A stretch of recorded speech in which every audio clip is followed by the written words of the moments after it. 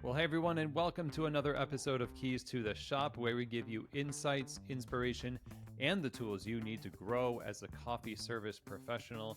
My name is Chris DeFirio. I'm your host for the show, and thank you very much for tuning in today. It's really going to be a great episode. I'm excited about it. Really quick, I would love for you to subscribe to the show. First of all, because it's going to help you navigate through the content. We have over 900 published episodes over almost 8 years of airing this show. So searching within the app is a lot easier than just kind of, going from the beginning and working your way through, as some people have opted to do.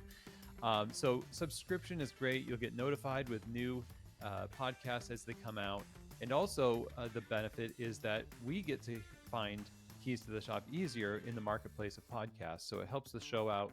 I really appreciate all of you who have subscribed. You can do that in all your podcast players. Also on YouTube, if you're watching, this is me waving at you, and I hope that you're going to tune into our YouTube channel as well. So the one thing I do want to tell you here is Keys to the Shop is not just offering you keys to running a great shop here on the show, but also through consulting and coaching. So Keys to the Shop consulting and coaching works with coffee shop owners, whether you're just starting or you've been in the business for a while, to help you refine your operations, your people, your quality, and really make a cohesive and thriving coffee shop that benefits all the people involved. So I would love to talk with you if you're interested in working one-on-one with a coach to help you in the development of your coffee business. Go ahead and email chris@keystotheshop.com.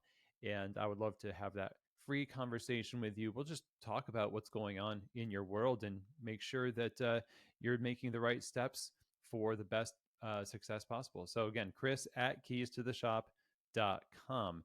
And today's episode is brought to you by the great folks over at Ground Control, groundcontrol.coffee, the brewer that's an all-in-one brewer, batch diced lattes, batch cold brew, batch brew that really blows minds.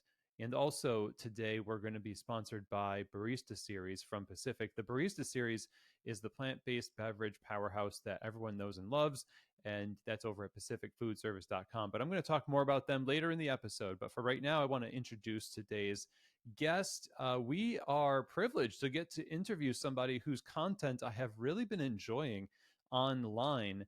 This is Preston Lee at the 30% Rule. So Preston Lee has been in the restaurant industry, honing his skills for over 20 years. And he's worked with some of the biggest names in the business, working for 5 different globally recognized restaurant and hospitality brands. He's had access to a lot of insight into various big hitters and the inner workings of these multi-million-dollar concepts. And in the process of just, being in the trenches with lots of different, smaller restaurants and larger restaurants, and developing his framework for success in the process as a on the ground, right with everybody, like worker in the restaurant industry.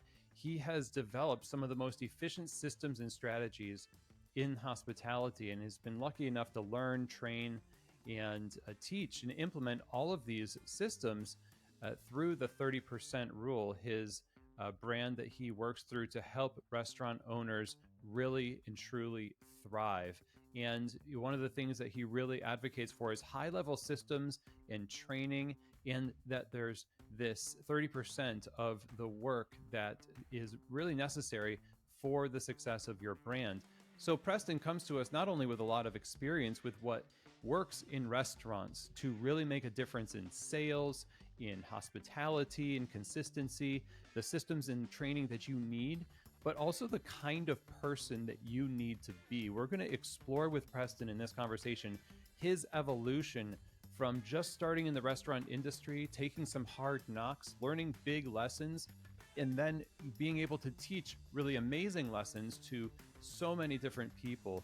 Preston has had the privilege of opening 25 different restaurants for 5 different big brands, and has a very unique insight on how to properly train staff and implement these systems and cultures that lead to success. So I find myself resonating a lot with what Preston talks about on his Instagram channel, The 30 Rule, and definitely go subscribe there. And that's why I invited Preston onto the show to talk about his journey, what he's learned, what we can learn from his experience in the restaurant industry. And I think you're really going to get a lot from this. And so, honored to have Preston on the show. Without anything else from me, let's get right to it. Here now is my conversation with Preston Lee of the 30% Rule. Well, hey, Preston, welcome to Keys to the Shop. How's it going today? It's going good. How are you? I'm doing great. Yeah, I'm always impressed by your content. I have to say, the algorithms have started feeding me more since I dwell on your videos and content around systems and operations and hospitality in the restaurant space.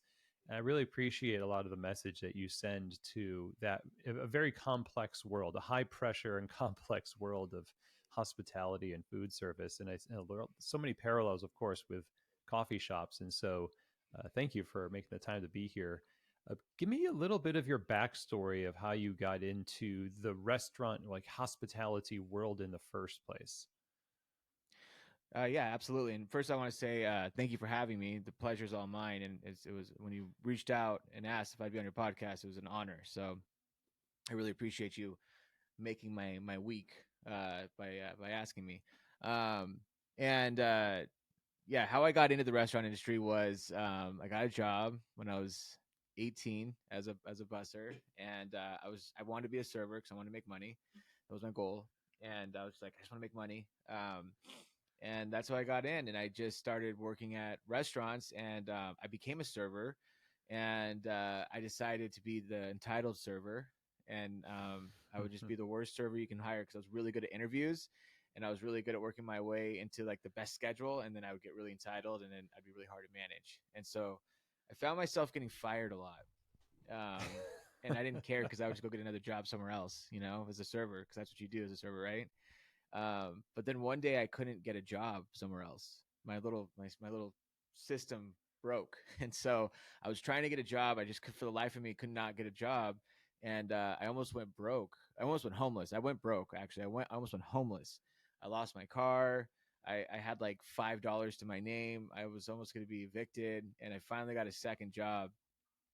Not a second job, sorry, another job. And then I said, okay, now I'm like, I have a whole different viewpoint in life. Like I have a very different view. I'm going to really appreciate this job. And so I got the job, and I happened to fall into somewhere that had really good leadership and really good culture. And so I got there, and I was just like so tired of being a loser. And I said, I'm going to be here for the next 5 years. I really like this place. I'm going to just be here for the next 5 years. So my goal was to focus on that, making that restaurant busy. That was my goal. I'm like, if this restaurant stays busy, then I'll have a job here, and I want to be here for the next 5 years. So I don't care about my tip anymore. What I care about is this restaurant staying busy. So I'm going to make sure that every guest that I serve, I do everything in my power to make sure they come back. Because if I do that, this restaurant will be busy tomorrow, I'll be busy next week, next month, next year. So I'm just going to focus solely on just making sure every guest I serve or even interact with comes back. And so it started working. And all of a sudden, one day, my GM walks in, and it was like a Wednesday night in like the winter time. We're in a beach city, and there's like 12 reservations on the list, and 10 of them were for my section. And my GM was looked at the host and goes, what is going on here? Why are they're just requesting Preston's section? And so he pulled me aside, and we started talking, and he was like, liked what I was doing. He's like, what if I created a position for you where you could train the servers to do what you're doing? And I was like, yeah, I'd absolutely love that. And so we did that. But we realized when we did that, the training we have now is absolute garbage. And I've been through, like I've just explained to you, I've been through a lot of jobs, worked a lot of restaurants at that point. And that was one thing I noticed consistently was training. It was, even if it was robust, even if there's a lot of it, it was still a lot of just technical corporate kind of garbage. And so we were just like, well, let's reinvent the wheel a little bit here, and let's make the training that's minimalist, but it's also talking to the trainee. We want them to be, we want to speak to them and actually connect with them versus just talking at them and saying, here's a list of stuff, go read that and go study it and go take a test and then go on the floor. And we wanted to explain to them what we want to do and our mission and our goal, and that worked out very, very well. And we started getting a lot of numbers. We almost doubled sales in that location in a year. Wow. And so obviously corporate took note of that, and they asked us to start training other locations, and that's where everything started kind of blowing up. and changed for me. And that's became my passion is I called it people development, where we're actually working on developing the people, developing them, nurturing them, growing them, and not just saying here's a training manual, go study it and then go do your job, right? It's like we want to actually grow them and make them better at their job and make them better at working and being a working, working in an environment, so that way they get better at life, right? That so we're leaving them. The whole idea is leaving them better off where we found them, by giving them tools that go supersede the job. And so that's just been my whole model, and that's how I got into it, and that's just kind of what led me to where I'm at today. Wow. I want to really find out about this turnaround because to me, thinking from the perspective of somebody who might have worked with you and then seen the transition in your temperament from afar, from seeing it like Preston 2.0, right? That was always there, it seems like, but you didn't let it come out. Like the situation obviously was this urgent, like, okay, now I gotta change, but you didn't have to go, it seems like, get that training. You had the knowledge to do this. You chose not to do it, but you were absorbing. Is that accurate? Like that shift in mindset is like, now I'm going to apply what I know I can do. And how did you start to see that actually take off and change who you were? Like you weren't doing it begrudgingly. At after a while, it's probably just something that's natural to you, not just I am going to discipline myself to do what I don't want to do. Yeah, that's a very great point, and you're 100% right, and that's exactly what it was. It was a mindset shift, right? That's what changed the mindset. And I tell people that all the time. Like that's the power of a mindset shift, because that's what happened. I had a mindset shift. I had it in me. Everyone has it in them.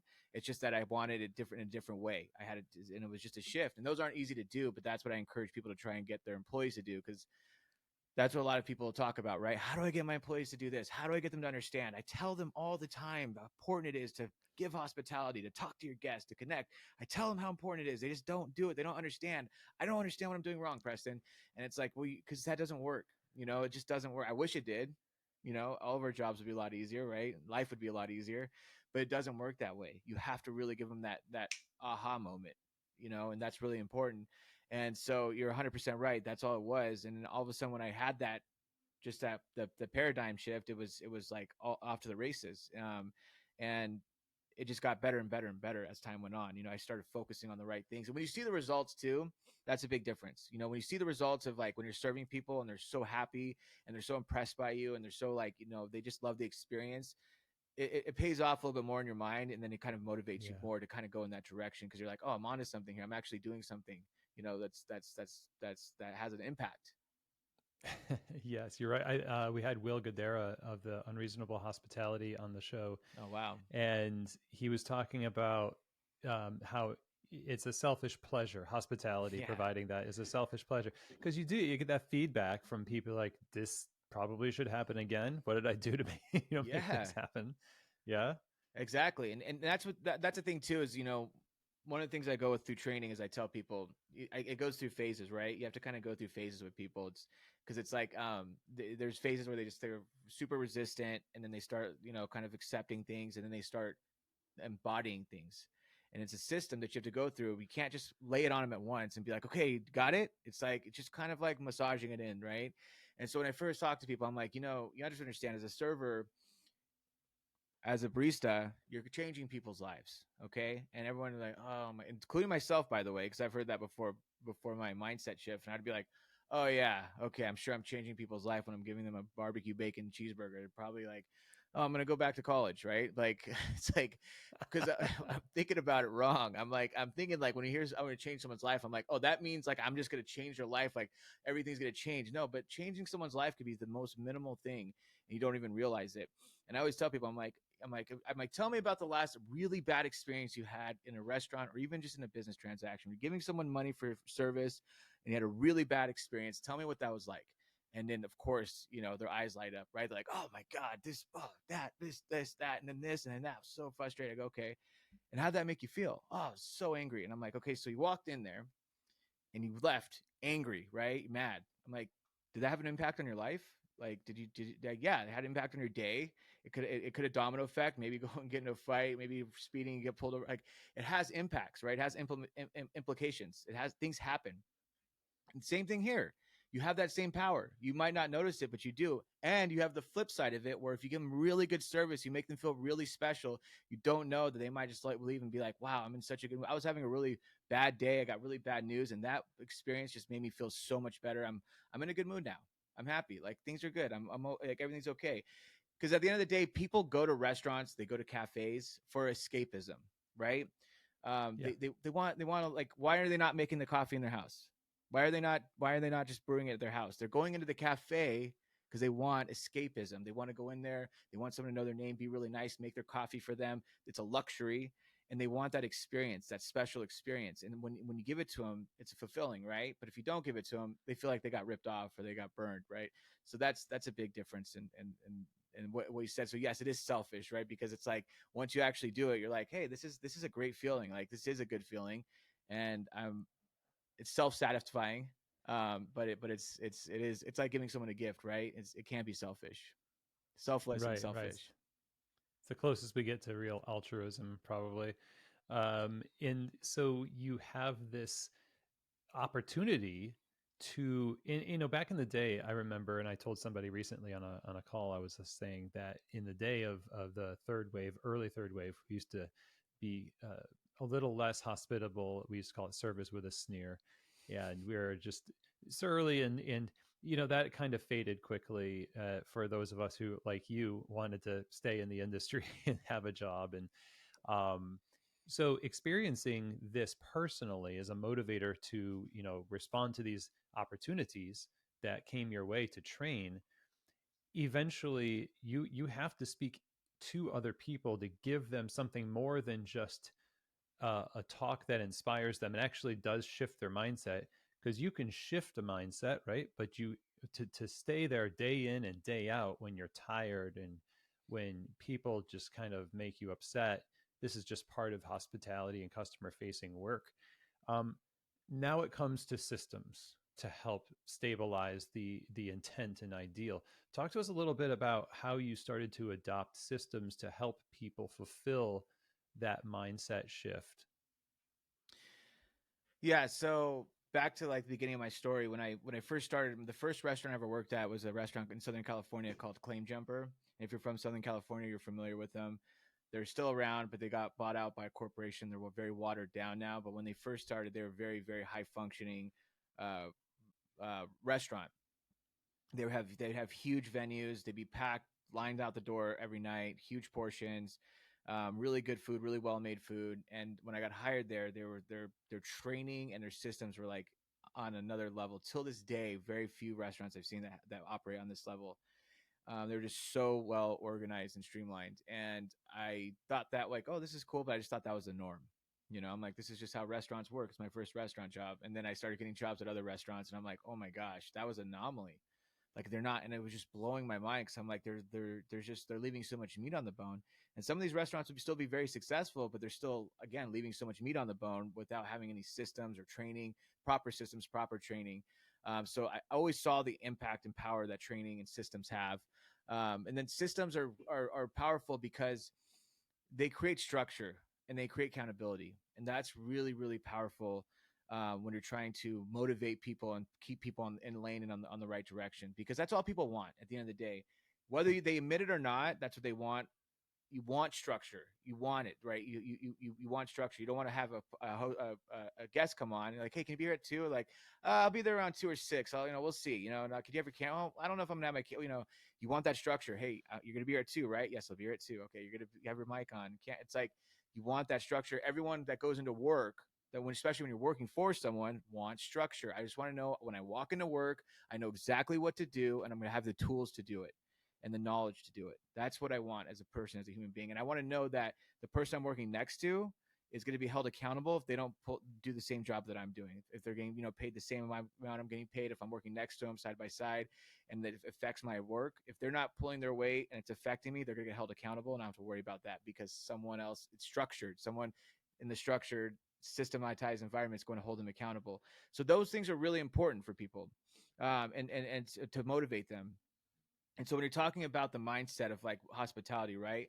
Unreasonable hospitality covers this really, really well, is that they have systems in place to keep people motivated to have an ideology, to keep the ideology going. And a part of the systems, the part of it is systems, but also is culture. Because with unreasonable hospitality being an example, right? When he got into that restaurant, they had a culture of fine dining, right? And he had to kind of break it down and turn into a culture of we're doing casual fine dining, if you will. I don't even know if that's the right word, but we're going to do a little bit of a hybrid, right? Yeah. I can lean on the table and talk to the guests, right? Stuff like that. So it's little things like that where it's like I'm going to break the rules a little bit, but the point is that he had to break down that culture and then rebuild it. And so, he even said, "Oh man, there was like the fine dining people were all mad, and then the new people were mad. It was like everyone was mad, and I'm trying to meet them in the middle, and it was just like this but he did it, Yeah. and because it takes work and it takes systems. I'm going to create these systems. You're going to get on board and you have to believe in me. I'm going to work the systems myself. I'm going to show you that I'm about it and I'm willing to do the dirty work myself, but you have to do it with me. And then when he got everyone on board, now my point of saying that is like once you create that culture, then it's really easy because then when you hire someone on, everybody's doing it, right? That's like I call it like the Chick-fil-A effect. How does Chick-fil-A get 16, 17, 18-year-old kids to give hospitality consistently? How are they so professional all the time? How are they so happy all the time, right?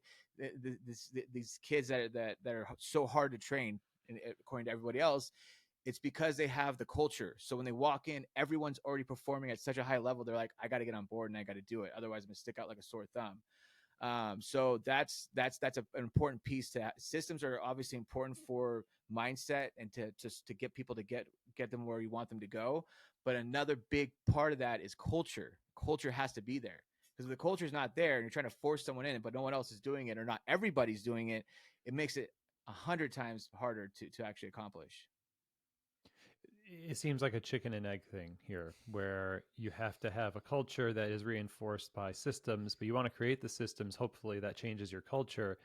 Somebody comes to you and says, "Hey, Preston, where do I start to, you know, have the highest leverage here and the highest chance of success in doing this? Where do I start?" Yeah, that's a good question, and it's always with training and systems. That's where it has to start because you have to first have the structure. Structure is very, very important. You have to have the knowledge, structure, and knowledge. So first of all, knowledge. The training is actually built out, and then the structure, the systems.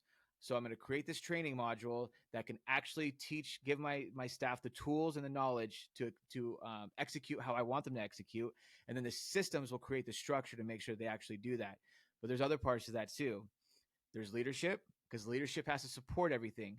A lot of leadership that I've experienced in restaurants are over the top leadership. We're managing them. We're, hey, go do this, go do that, don't do this, don't do that. Here's my key card. I'll swipe for you when you need to.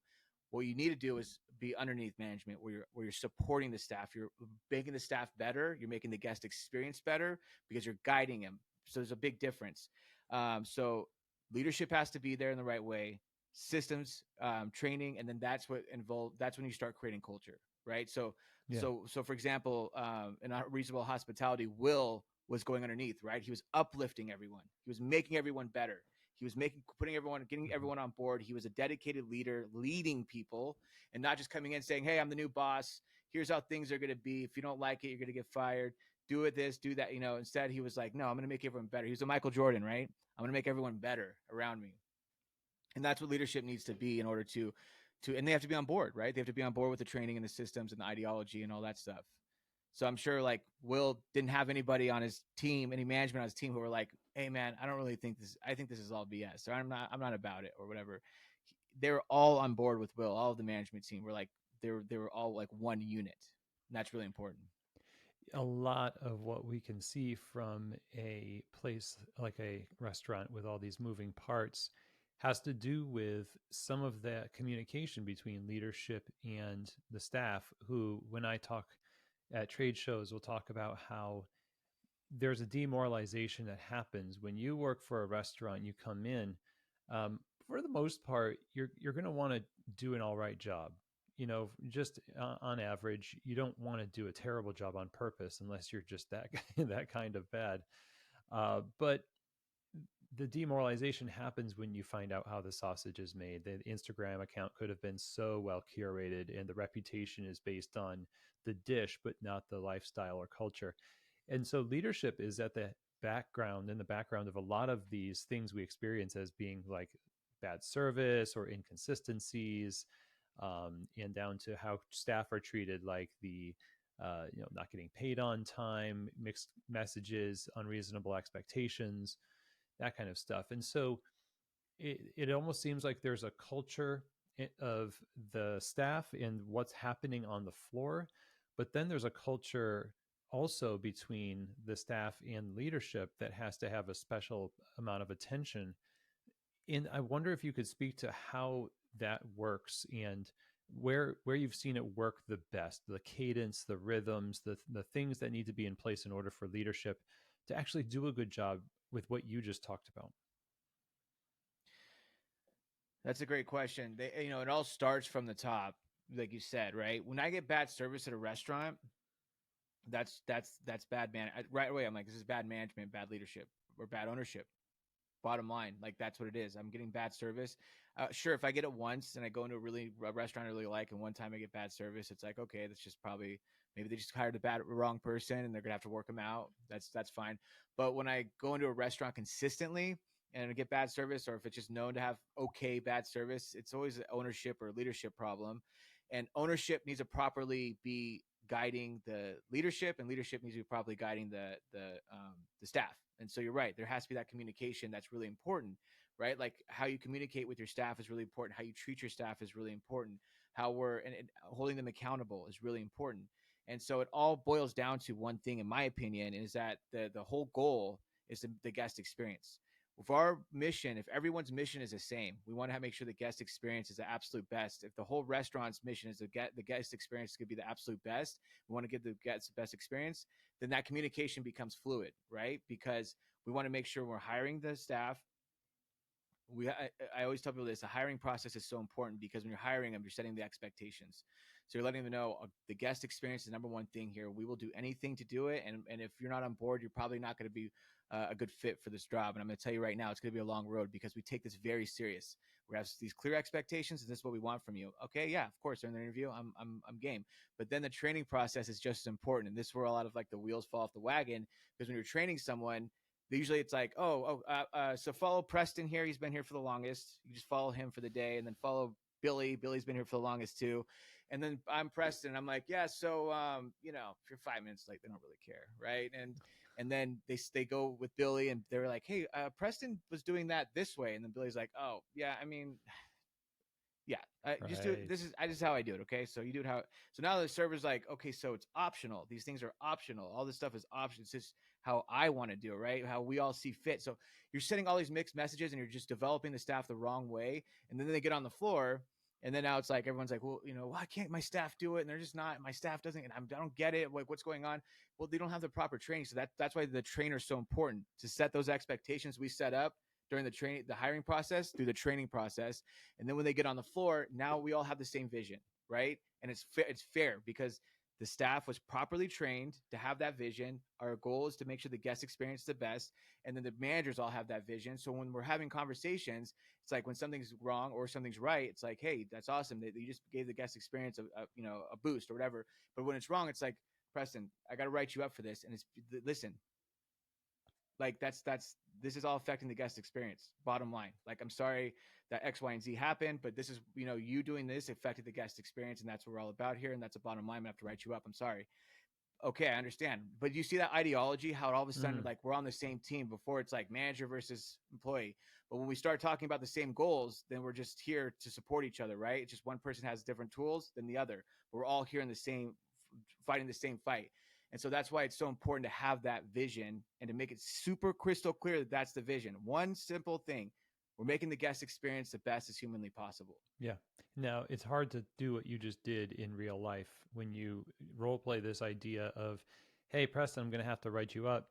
I talk to people all the time in client calls that are really reticent to bring up corrective conversation. And I get the feeling that part of that hesitation is personal, lack of personal development of leadership skills.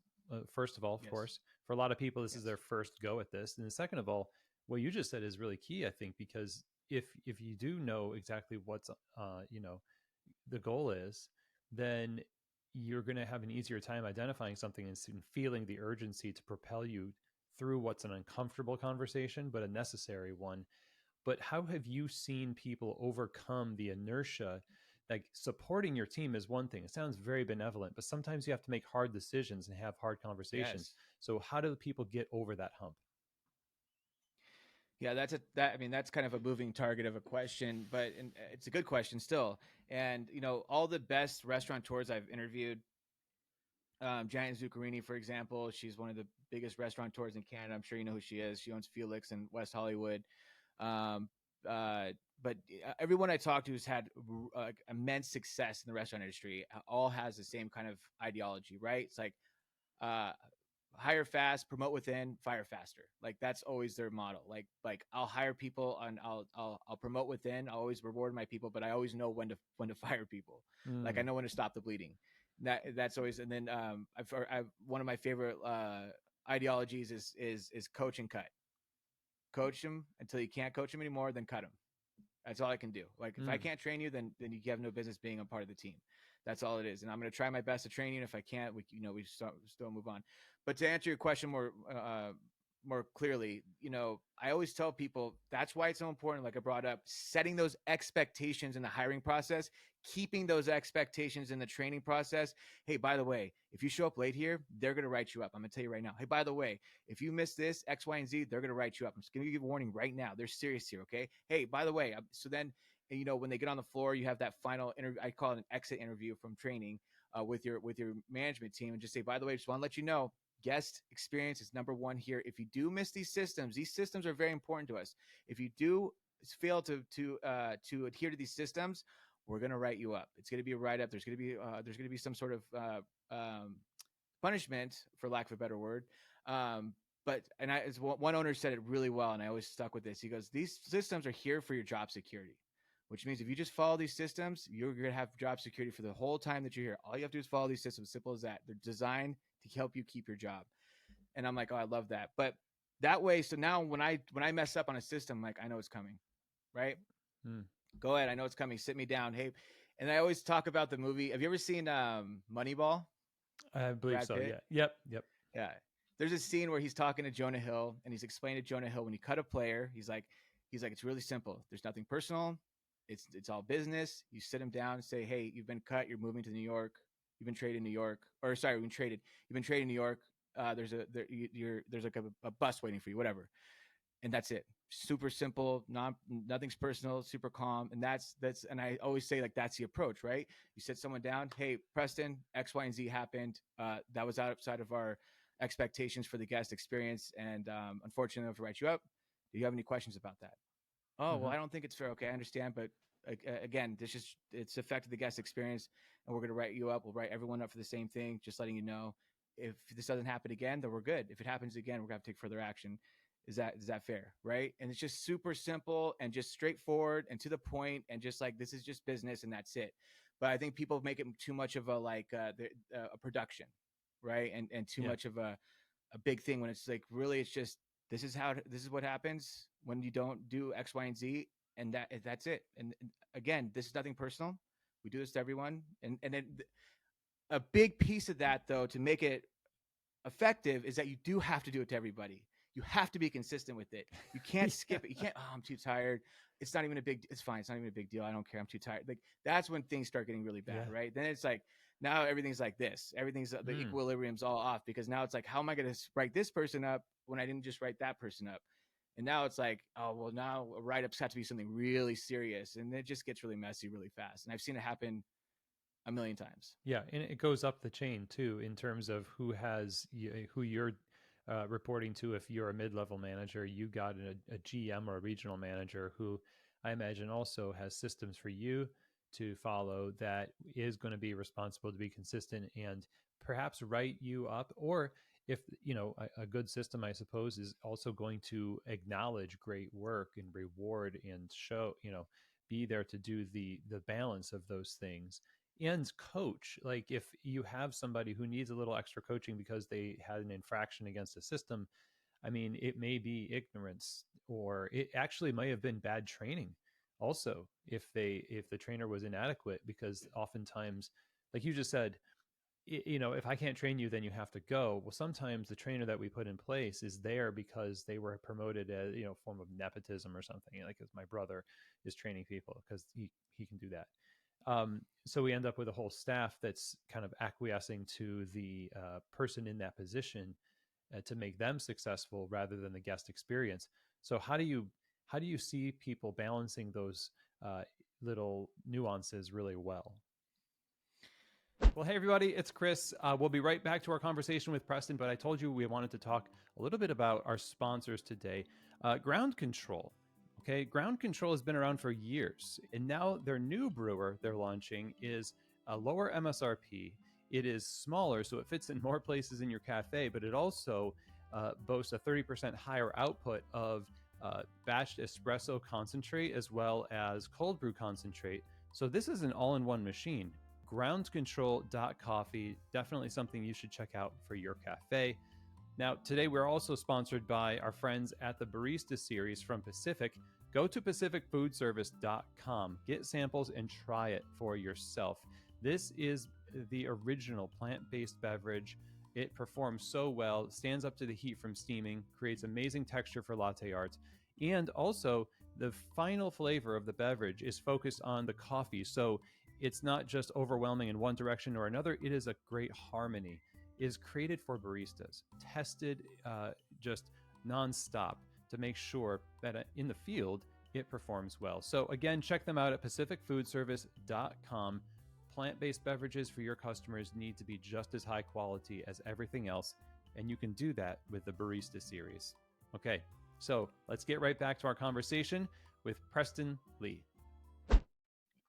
That's why robust training is so important. I call it intentional training, but that's why it's so important because there's so much complexity to training, and people I don't know why it's like this in the restaurant industry, but it's for some reason there's just this like ideology that just lives in the restaurant industry where it's like train someone for 7 days, have them follow people, then put them on the floor.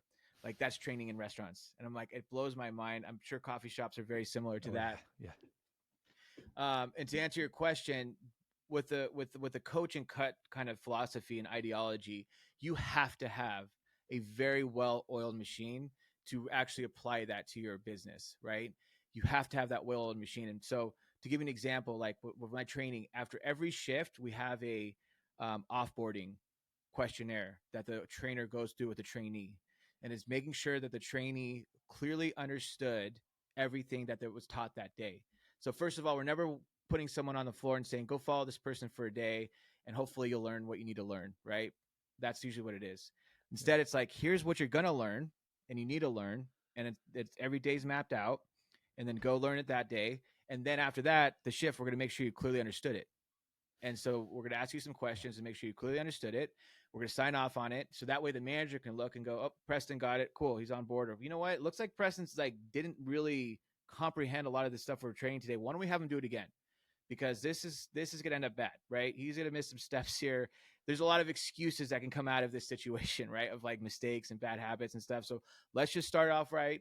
Let's have him do day one over again, day two over again, whatever. So that's why that's important, because that way we don't get that situation where obviously the bad training comes into play, right? Mm-hmm. The training's bulletproof. You're not going through the training without getting anything. So I always call this type of like training and methodology is as like we're trying to eliminate as many excuses as we can for when we do have to reprimand someone, right? Yeah. So I didn't know, I wasn't taught, whatever that, all these excuses that could come up, we're eliminating them completely.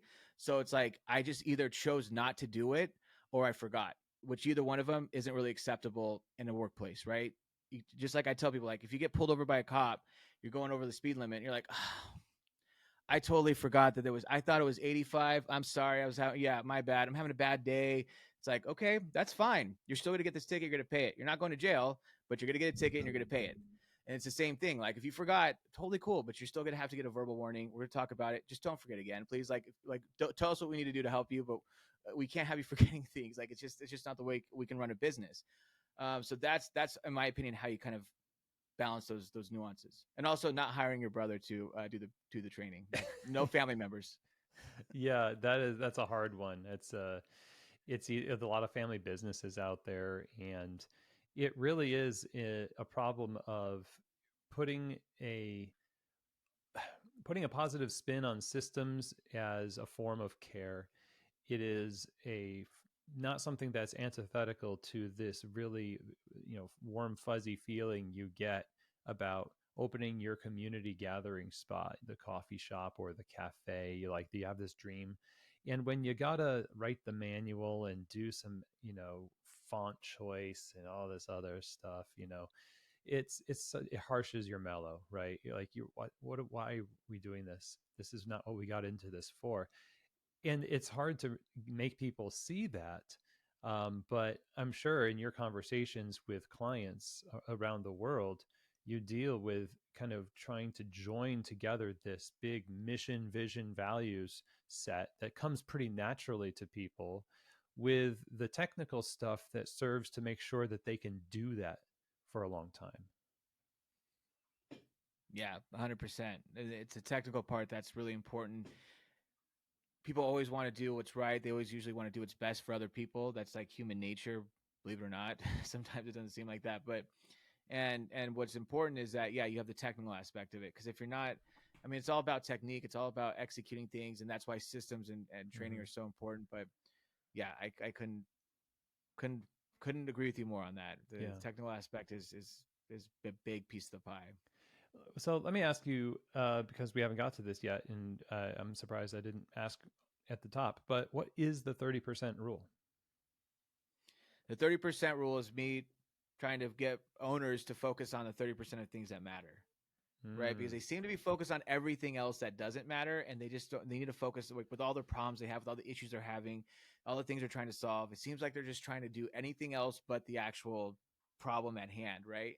I always tell them, like, you have a leak in your boat and you're trying to make the engine faster. You're trying to do another, you're trying to get a paint job on it, and you have a leak in your boat, and you're like going with a bucket and you're scooping out the water, and you're like, man, I got to make the engine faster, right? And it's like, no, let's fix that leak first. Fix the leak, and that leak is people development.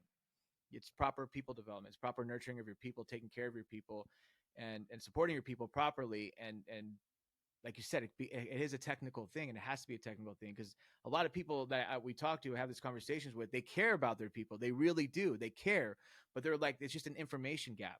Like, how do I get from A to B? Like, I don't understand how to do it.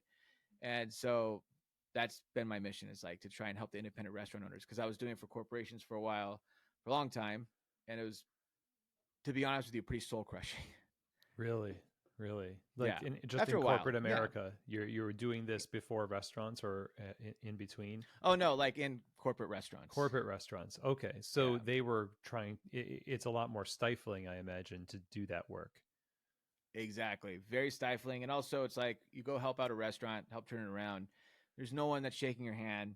There's no one that's like, "Thank you so much, Preston. That was amazing. You've helped me out so much." It's just a corporation's like, like two thumbs up. And it versus like sometimes when I'm helping someone and I get like a care package from like their wife, or they bake me cookies or something like that. Like, that means a lot. That really means that, but it does. It means a lot. I had someone make Yes. me desserts one time. It was like, dude, it was it's moving, like, it's powerful. Like, oh, thank you. Like, our family seems like there's like a weight lifted off our shoulders and stuff like that.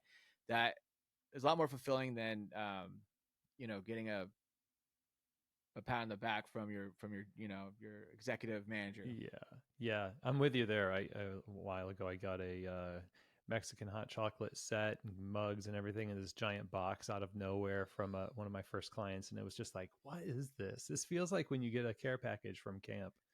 Your parents Yeah, bubble gum and exactly. socks. Oh my gosh.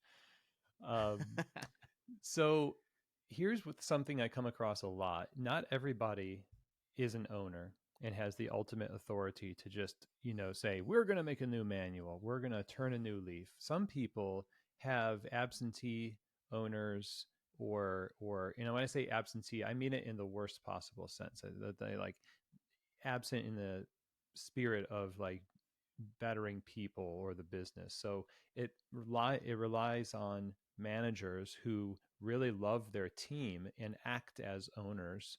And I imagine this is the same in restaurants, where the owners are just like, they got their career, but really the GM or the manager is the ultimate leader. with some red tape they can't go beyond. And it's a really frustrating, we just did an episode about this, being caught in the middle as a manager, having to manage these relationships, and they can't change very much.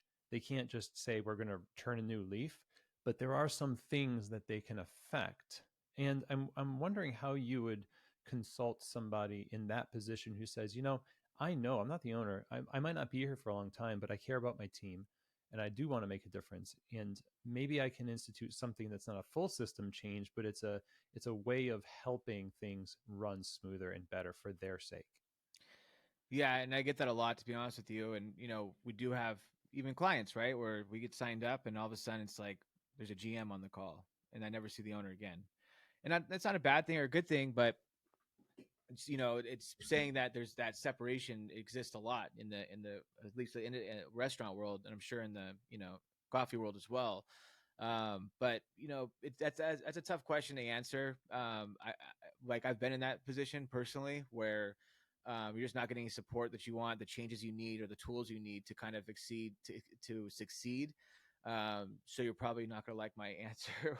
Owners are probably not going to like my answer. I always just went wild west and just did things without permission, as long as it was for the better of the restaurant. And I've gotten in trouble plenty of times. But I always was like, hey, I'm always down to do what's best for the restaurant guest experience. And sometimes that's supporting the staff and getting those tools that they need at any cost. And it always had a benefit, but it's just, at the end of the day, it's just fully supporting your staff, listening to your staff. If I can give you any advice, right, like from a manager that way, the biggest piece of advice, like, give me one piece, Preston.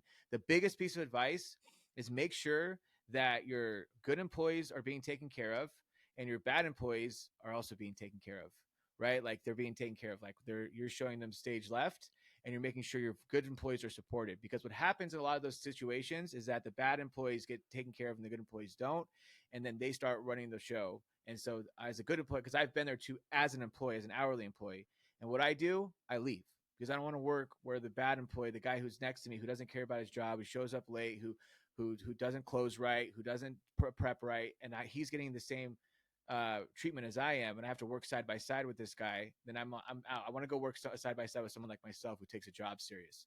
So I leave, the good employees leave, and the bad employees start taking over, and then they're training all the new employees, and it just becomes a really, really messy situation. So that would be my one piece of advice: is make sure you're nurturing and taking care of your good, dedicated employees, and make sure the bad employees are you're showing them the exit signs. Like it's like you're Yeah. out. You're obviously not coachable. That would be my advice. There's a lot that you can learn also from looking at how things are run the wrong way. And even if you don't, I've told people, look, don't fall on the sword here. I know you love your team, but you have to look out for your own health as well. If you're in that situation where you just are being hamstrung, you can't take care as best you can. Move on and see, if you are still in this industry, you'll be a better boss just by saying, I I have more freedom here to do more good. Um, in sometimes that's a hard decision to make, but it's needed. And of course, I think you and I both have this idea that if you go upstream enough to get right at the root, at the decisions that are made that then downstream have impact on these experiences, you don't have to experience any of this. You can you can start your thing the right way, or you can turn things around. It might take longer for some people, but you can do it. And so that might be one of my final questions here to you: is what should we expect when we say, like, we're an existing operation and we want to turn things around? We recognize this, but we're just like Michael Gerber. We're doing it and doing it and doing it, right? We don't know how to stop and actually shift. So, what would you say we should expect in terms of time and effort to make that change? To turn things around, it will, of course, will vary. I would say my goal is always 90 days. That's my goal, realistic goal. Because again, you're gonna have to do a lot of work, right? You're gonna have to develop the training, develop some systems. You're gonna have to have a leadership come to Jesus moment, and then you're gonna have to start course correcting, and that's the hardest part. That's the hardest part. And I always tell people that. That's why with restaurant launches, I always tell people, I'm like, listen, you got one chance at this first impression with your staff, right? I say culture is like super glue. It sets really fast, hard to break apart. Like that's what it is. As soon as your restaurant opens, like your culture is like it's on. There's no like, oh, just wait till we slow down, guys, and then we're gonna start setting the culture. Okay, let's just get our like bearings here. No, it's like doors are open, culture's being set. And so you have one chance to have it right. And a lot of times restaurants fall right out of the gate, right? They just like fall right on their face with the culture. Because there's so, especially with an independent restaurant owner, you have so much stuff to like do, right? You have so many balls in the air. It's like your inspectors and builders and construction and chef and food ordering. And it's like, and then it's like, there's this whole area of front of the house operations that just gets completely ignored because there's no immediate impact, right? There's no like obviously if they don't get the inspections done, the doors don't open. If they don't get the food vendors in, the food doesn't get ordered. Like if there's all these things, but the front of the house development that doesn't have a detrimental impact in like immediately. So it'll wait, right? And then well, guess what? 10 days to opening or 20, 30 days to opening. Let's hire some staff. Hey, Preston, guy, you know, my manager who's been working 70 hours a week, who's burnt out, go create a training manual. And he's like, okay, all right, here you go. How's that? Right? It's like that. It's like, and then they're like a year later, they're like, why won't my staff? Why is my staff? Why is the staff? How come no one's trained right? Because that initial piece was messed up. I've helped open 25 restaurants, so I've seen this so many times from every position, every hourly position, every salary position. I've opened a restaurant, and I've seen it. And I used to always think, oh, it's employees. Hire the wrong employees. Hire the wrong employees. And I was like, hire the wrong managers. It's the managers. And then I'm like, oh, it's the owners. And it's not, again, it's not their fault. They just don't have the knowledge because it's not talked about enough. It's not like stressed enough. Like if you're an owner, like there should be someone on your team going, we got it. Let's figure out this training thing first. Let's make sure we're developing the face and the voice of the business. Let's make sure that has some priority, you know, but that gets put on the back burner so fast because of the craziness that gets involved with opening a restaurant. So the culture thing is so hard to do, but it takes about, I would say 90 days. You're going to have that your leadership on board. You're going to have the training and the systems, and then you have to go full steam ahead. And I always tell people this because I remember one time I was doing this at the restaurant. I was a manager. We had this hostess. We could not hire a good hostess for the life of us. We're paying way over minimum wage. Still could not find a hostess to save our lives. Put all these ads out. And we're like, oh my gosh. And the hostess knew this and they had a really bad attitude. They were doing whatever they wanted. There's 3 of them. And they were just a little pack of like, they're just like, didn't care. You know, they were like a little team.